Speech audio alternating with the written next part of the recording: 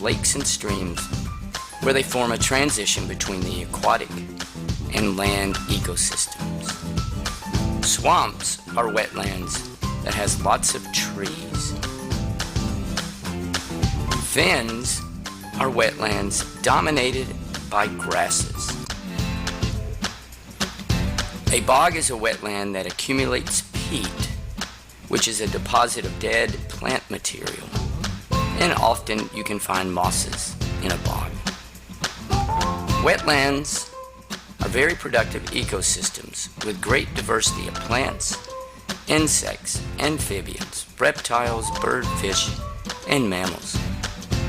Wetlands are also very nutrient dense and help with the water cycle and